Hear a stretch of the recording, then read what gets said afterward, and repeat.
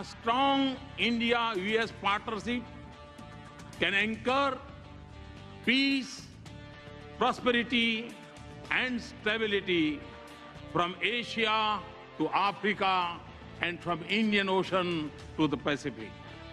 Indian Prime Minister Narendra Modi's speech before the US Congress marks a new chapter in India-US relations. Hello, I'm Nathan King, filling in for Anand Naidu, and this is The Heat.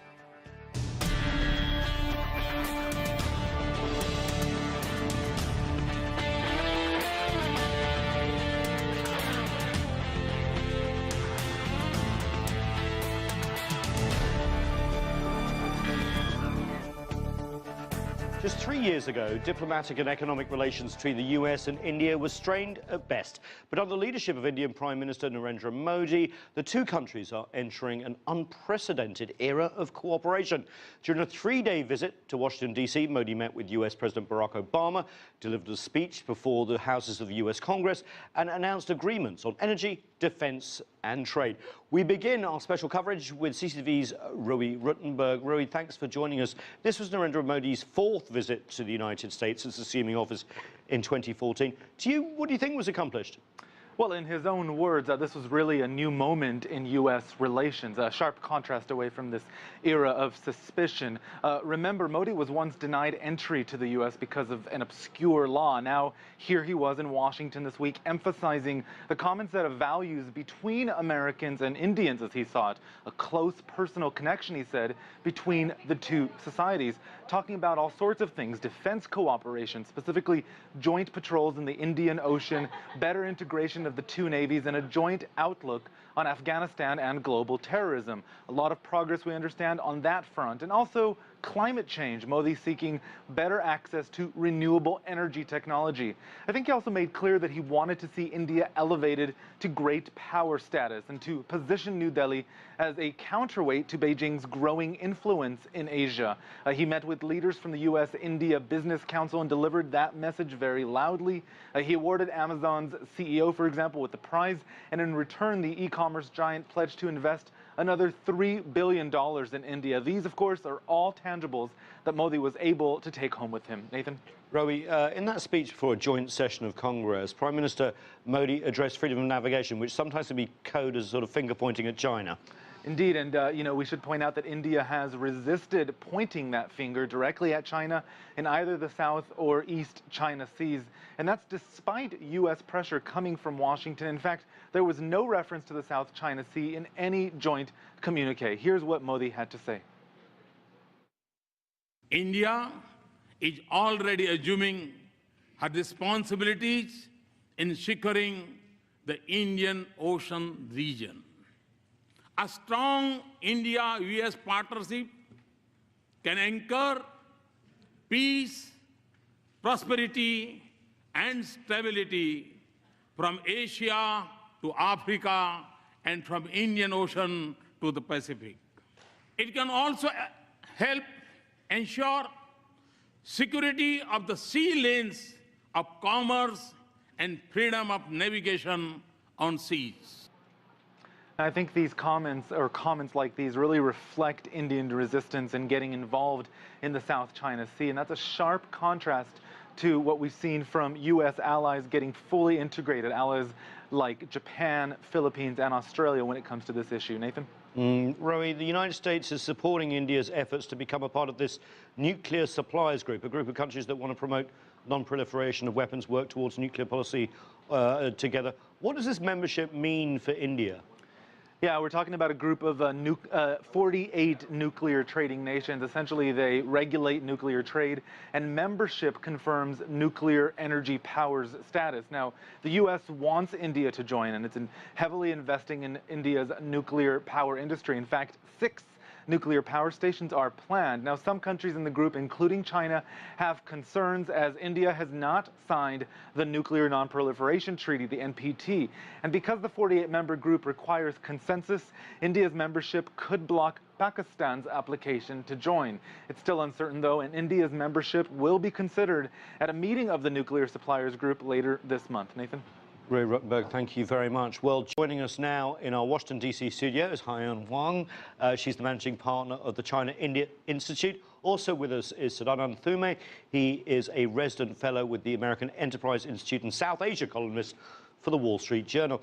And we're also joined by Aparna Pandey. She's the director of the Hudson Institute's initiative on the future of India and South Asia. Now, I want to begin with all of you. Just a quick take on what do you think was the most important achievement. Let's start from the far end here.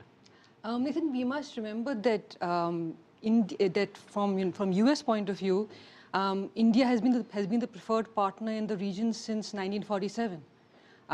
It was India's reluctance to choose sides in the Cold War which has delayed this partnership. And they were non-aligned. Yeah, and India's first Prime Minister came here in 1949. He addressed the Congress in 1949.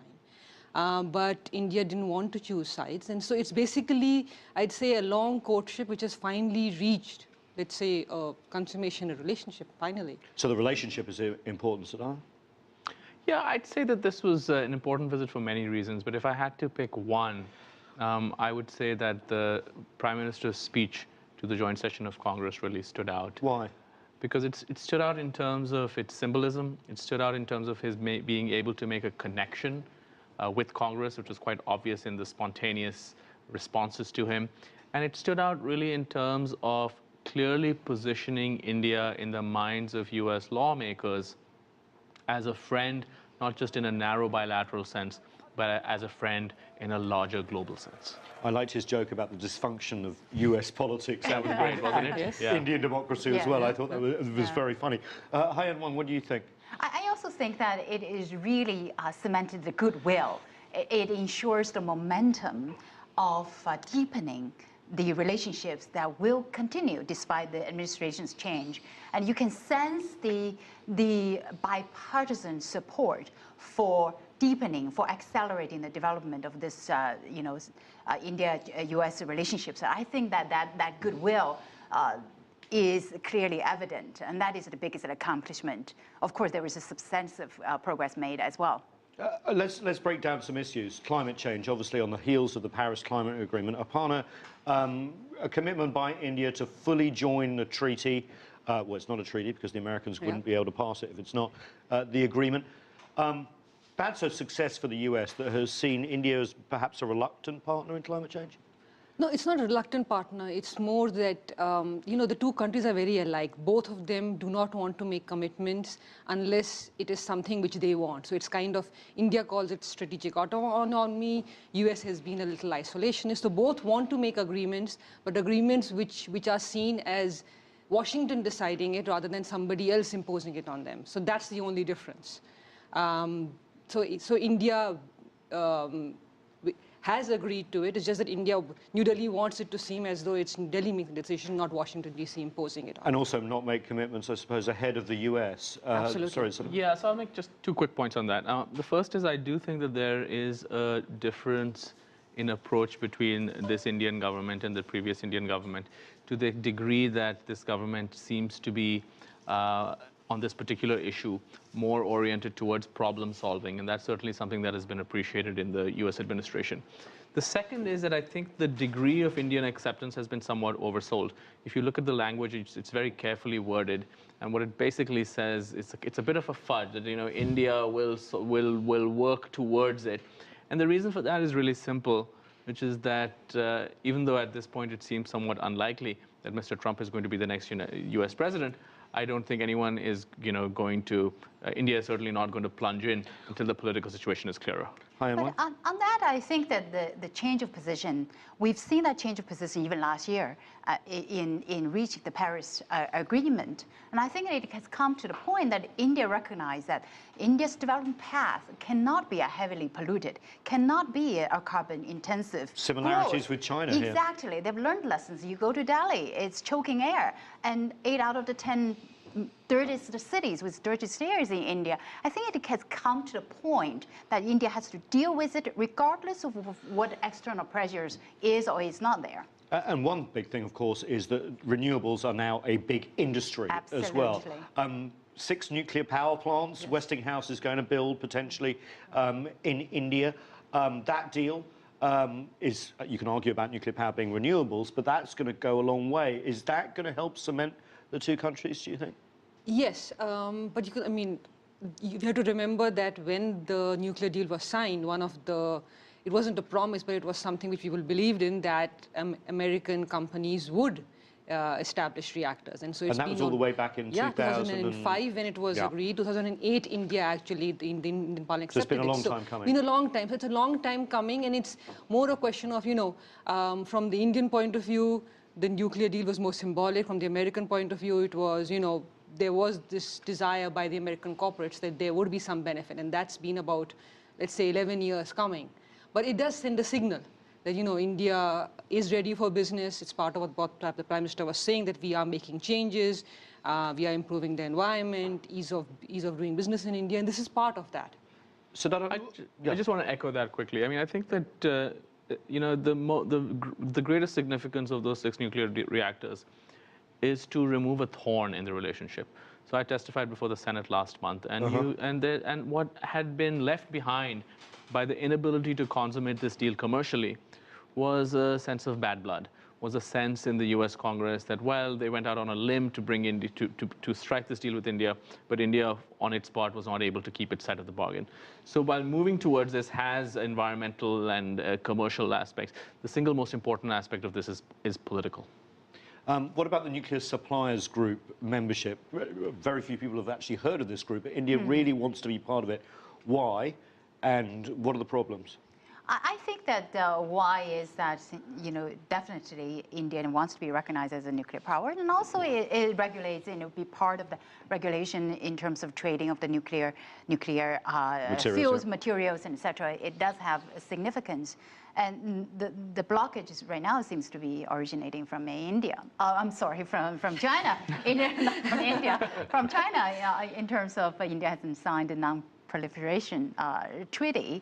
And, to what extent? And could also block Pakistan's membership. Yeah, Pakistan, whether that could be, coattailed or linked together.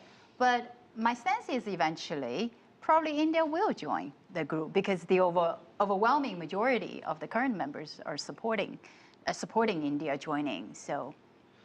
What about the overall investment environment in India? We saw the Amazon head, Bezos, get an award, $3 billion more investment announced. But there is a feeling here in the US, rightly or wrongly, that India is a hard place to get investment in.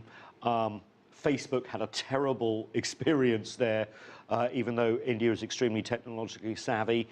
What's the outlook looking like for more investment in both countries? I think the outlook has improved in the last 2 years, but it's not improved as much as the expectation. When Mr. Modi came into power 2 years ago, there was expectation that things would turn around overnight. Now, it's true things don't turn around overnight, but there was an expectation. And so it's not changed as much as the expectation was.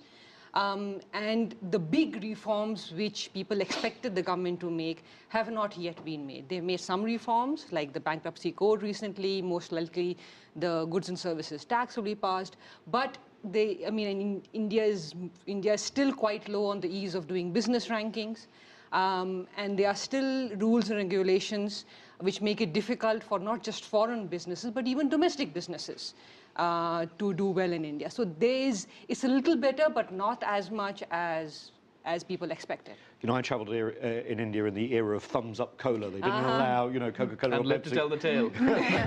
I liked it. I still like it. But Sanan, seriously, is there that sort of legacy of, suspicion of colonialism, economic exploitation still in India? I think certainly not from the government when it comes to foreign investment.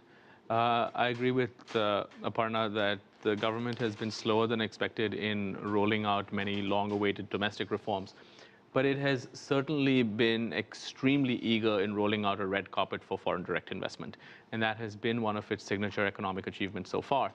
So when you talk to businessmen, there is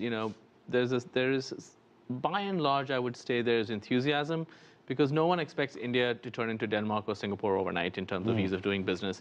What people are looking for is direction. And certainly India is moving in the right direction on this front. One thing that struck me is the similarities. Sorry, you're going to make a point. I think India has made significant progress in terms of attracting foreign direct investment. Last year, India took in $60 billion FDI. Of course, that pales to China's taking in over 100 billion, but India's economy is only 1/4 the size of China's economy. So a quarter size of China's economy taking about half the size of China's FDI. That is very impressive. And even though the land acquisition law has not been really passed, but the states are putting together the state land bank to get the lands and to provide to foreign investors. I sense an overwhelming enthusiasm in tapping into India's fast growth story, jumping onto that growth wagon, whether it's American companies or Indian companies, European companies or Japanese companies or Chinese companies. They see the next big market, the growth story is in India. And with China's rising labor costs, and I think India will be the destination and fast-growing, attractive destination for FDI. Great, we have to take a break, but I want to get into the whole strategic significance of this trip when we come back. We'll take a break, but more of our conversation on India-US relations after this. Stay with us. You are watching The Heat.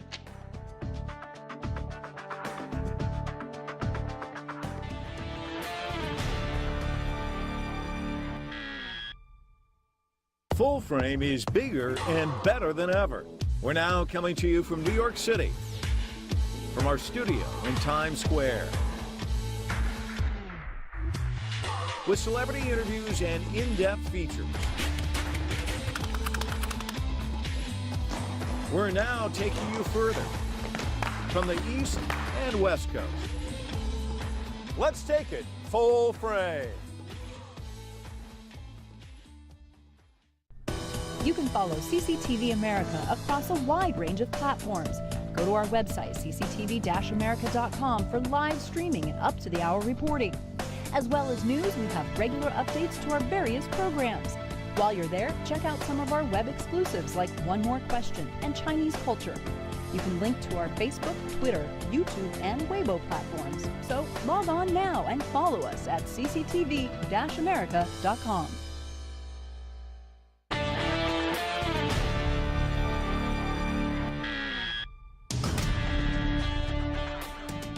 Welcome back to The Heat. We're discussing Indian Prime Minister Modi's visit to the United States and what was accomplished. Let's pick up with our panel. You know, I promised to get onto the strategic aspects after the break. Let's start with you, Aparna. You know, obviously terrorism, a joint concern of both India and the US.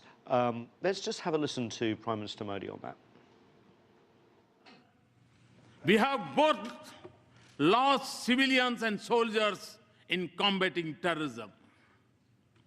The need of the hour is for us to deepen our security cooperation and base it on a policy that isolates those who harbor, support, and sponsor terrorists. Now, of course, that's very true, but the US in the region has had a strong alliance with Pakistan when it comes to counterterrorism for a long time. Aparna, are we seeing a shift here? Actually, the shift has been happening for a few years now. It's not recent. The shift started. Why? The shift started primarily after 9/11, and when American soldiers actually went into Afghanistan, and American lives were lost, especially soldiers.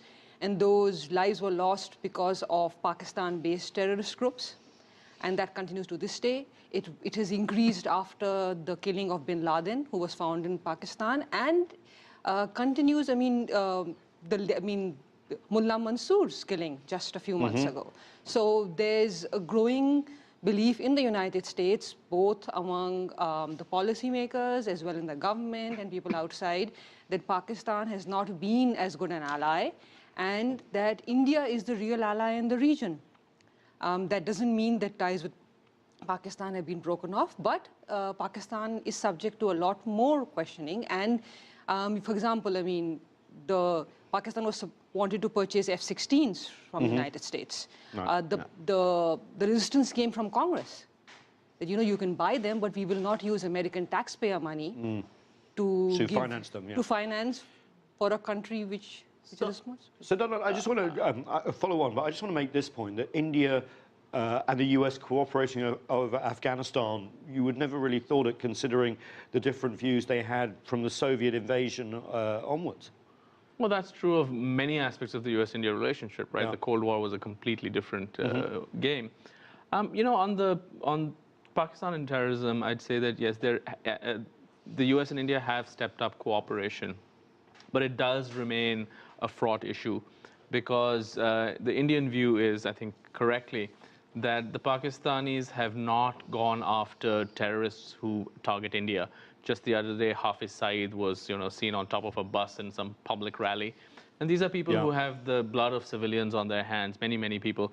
And there is a certain amount of resentment in India that the US, despite its close relationship with Pakistan, has not been able to kind of affect a change in behavior. You can argue that that criticism is unfair because the same Pakistani groups have also gone out and killed Americans in Pakistan, and the US has not been able to really check that either. What about the strategic links, Haiyan, when it comes to the Navy, the Indian Ocean? There seems to be a lot more joint exercises planned, a lot more interoperability, as they call it, between forces. Is that going to work? Work for what purposes? Exactly. So I think that we have seen accelerated the number of, actually India does more the military, the naval exercise with the US than with any other countries. But those joint military exercises need not be interpreted as directing against China. I think that India being right there and wants to project itself as a military power. I also think that India is trying very hard to build its own military capacity. But we cannot just say because of that, this cementing of the military cooperation is really with an eye towards against China. We cannot make that conclusion. Aparna, the US seems to want to push India in that direction. It does, and I mean, the Malabar exercises, which are supposed to start in a few days, China has always perceived them as, because it's India, US, Japan is going to join it, as something which is targeted, or at least looks like an encirclement, China. And therefore, India stopped including Japan in 2007. It's almost after 9 years that India has asked Japan to again become a partner in these exercises. So there's a perception there. But it's, I think it's kind of a balancing act where, there are Malabar exercises and India is talking about selling BrahMos missiles to Vietnam and a few other countries because it also sees an encirclement. It sees China's very close ties with Pakistan, including nuclear ties, manufacturing of military equipment like JF-17s, and even terrorism. We're talking about Lashkar-e-Taiba and Hafiz Saeed. China has consistently blocked Jamaat-ud-Dawa and other terrorist groups in the UN Security Council. Any action against them primarily because of Pakistan. And that's something which India would like. India wants China to remove that hold and stop blocking action against terrorist groups. So, Donald, do you want to pick up on that and also entertain this thought? Are we seeing a sort of US, India, China, Pakistan axis? We don't want to exaggerate it, but I think you are seeing at least the contours of it to a certain extent. Now, obviously, India has no desire to pick any kind of fight with China. India has been very clear about that, but at the same time, what you are seeing is an India that is acting more assertive and less diffident when it comes to pursuing its own defense interests, particularly in terms of cooperation with the US. So that's really the difference. Has India suddenly, turned into a country that wants to confront China over some, rocky atoll in the middle of nowhere? Answer is no. No, and they're adamant. Right. Yeah. But is India a country that says that, well, should it not exercise with Japan just because China might be upset? The answer to that is also no. I think that non-alignment that India has adopted as a foreign policy for a long time, that really serves India's interests the best. Well, Nehru was the founder of the non-alignment. Yes, exactly. I think non-alignment, India right now is walled by many countries, by Japan, Australia, by US, by the European countries, by China. So the more bidders there are, the higher the prices go. Well, and I think that being somewhat neutral, but non-alignment, not to jump onto either camp, I think serves the India the interest the most. I want to jump into that because I think that if it is in China's interest for India to be quote-unquote non-aligned, then I think China hurts its interests by doing things like blocking the terrorism resolution against Masood Azhar, or publicly saying that it wants India not to join the NSG. Because what that does in terms of public opinion in India is to sort of push India more away from China, because it sort of sees China as naturally confronting it. So I think if the Chinese goal is for India to kind of, which is India's instinct, you're right, and it is India's political history, then I'd say that I don't think China is playing its cards very wisely. But China, last month when Indian president visited China, both governments clearly made it clear that China and India wants to accelerate the resolution of the border issues. And I think that sounds also a goodwill, sends a strong signal that China and India want to remain friends, if not strategic allies. And on the economic integration front, we see China and India equally want to deepen the relationship, accelerate the development on the economic front as well. The US-India relationship is not happening in a vacuum, is it? And but are we seeing upon a sort of great power balancing in this region, do you think? Not great power balancing, but I'd say, there are a number of regional powers and aspiring global powers which are playing a balancing game. I mean, none of the powers in the region or beyond want a war or a conflict. And so I echo what Sadanand said, that, India would like good relations with China. India doesn't want any conflict, but India does believe that that it has the right to, have military exercises with Japan, and China should not have a problem. It does believe that that doesn't mean that it will continue to have close economic ties with China. It would like the border dispute to be resolved, but it would like China to respect the fact that India has an interest in Tibet. So, a balancing game, except what the other side wants, but India has certain interests. It is a rising power and believes it should be accepted as one. Last word to Haiyan Wang here. Obama and Modi, are they really as good friends as they make out, as the protocol makes out? Because a lot of the coverage has been very sickening, like they're brothers or something. The brother romance or whatever that is, it lasts for a few more months. So the new chapter opens when the new president, comes in next year.